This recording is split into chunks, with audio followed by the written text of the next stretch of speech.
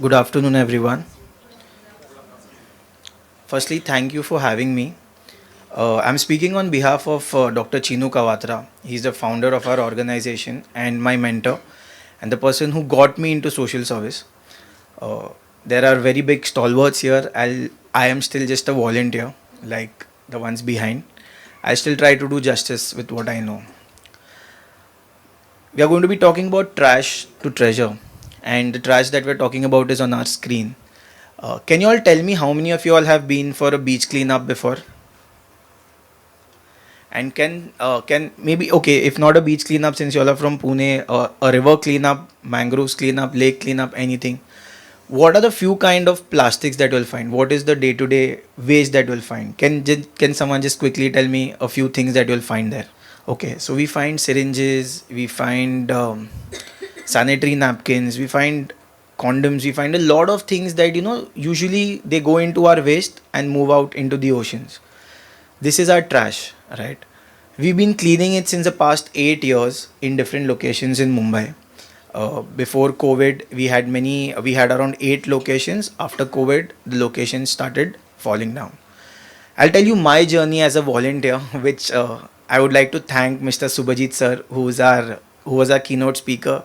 If he wouldn't have introduced me to Chinu sir, I wouldn't be talking on behalf of him today. So someone like Subhajit sir introduced me 8 years back, and I started as a volunteer like all of y'all. Guys, you who are studying right now, do you all think you all can be a social entrepreneur? Do you all think you all can be a social activist and a business person? Do you think both of it is possible? Do you all have any examples of people who are doing it? Any examples whom you all know, your friends, someone whom you all consider your mentor? So, guys, our group is a group of people who started. Our mentor is an MBA himself. He did his dual MBA, and he thought of starting this whole thing because he was very upset with the state of the Ganesh Visarjan happening in the city.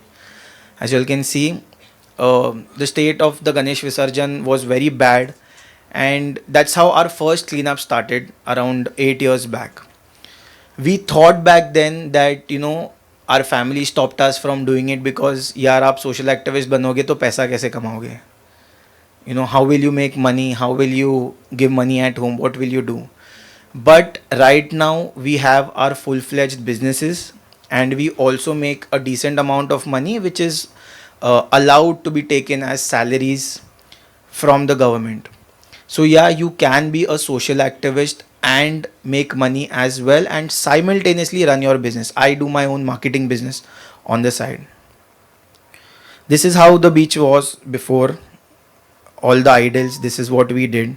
Can you see the number of idols that we collected on this was the first year of Ganesh Visarjan. The ones who live in Mumbai would be happy to know that just this year the government has started making artificial ponds on every beach just at the entrance. The awareness that we've been creating in the past 8 years somewhere has helped in pushing the BMC to do that. It's a not a very big change, but it's some start. We all obviously worked during COVID. We are also proud to say that has any one of you all been a part of NSS? Lovely. So we wouldn't be able to create a huge change hadn't it been for NSS volunteers. Volunteers who started in their college, thousands of volunteers. We even got into the Limca Book of Records because we did a 24-hour cleanup, and because of the largest gathering, we've done a 5,000 volunteer cleanup on Gorai Beach. We've done 100 location cleanup all over Mumbai. All of this has been possible because of volunteers like you from the NSS, college students who keep coming and helping us. This is about the trash that we saw 8 years back. Tried to do multiple things, multiple years. We tried to set up a business called Professional Raddiwala sometime back, where, like sir, one of the sirs who was speaking here, we went to different societies, we then went to different colleges, we tried to collect their plastic waste, but the logistics was so expensive that we couldn't do it. So that plan totally failed.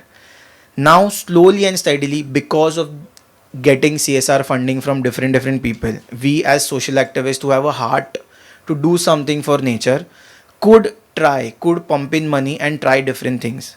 The first thing that we tried was just trying to pick up the plastic, take it to some place. That place was Thane, and just segregate it for starters. Okay, before segregating, we had a huge difficulty, I would say, where the logistic cost was so expensive in just taking the plastic from, okay, volunteers ने plastic निकाल दिया, हमने उसको Ghani bags में भर दिया, अभी वो लेके जाएंगे कैसे थाने. So it cost lakhs of rupees just for the logistics, just to take it to Thane. But again, we found a CSR who was ready to help us and do that for us. So we started with taking it to our unit. We made a unit at Thane. We started with taking it there, washing the plastic firstly. Just like I told you, all named multiple trash. We had to segregate all of that and take only plastic, wash the plastic, segregate the plastic into different things.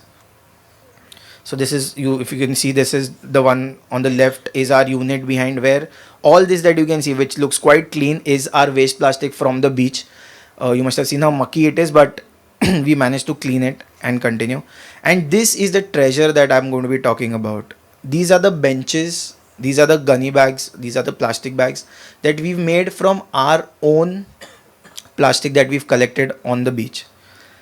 So what I would like to say to you guys, that we believe in this slogan saying two hands can do wonders.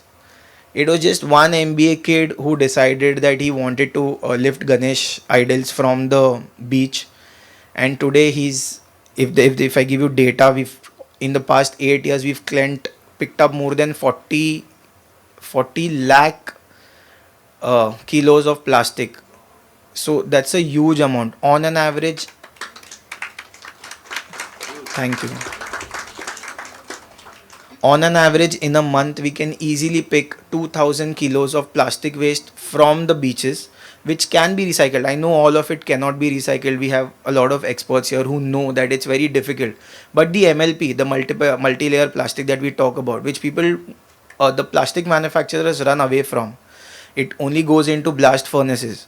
We've started using that in-house, and we've built our own granule making setup, where all of this plastic, which is the beach waste, is being heated up, cut into granules, put into molds, and ultimately we've been making our bags and our own tables.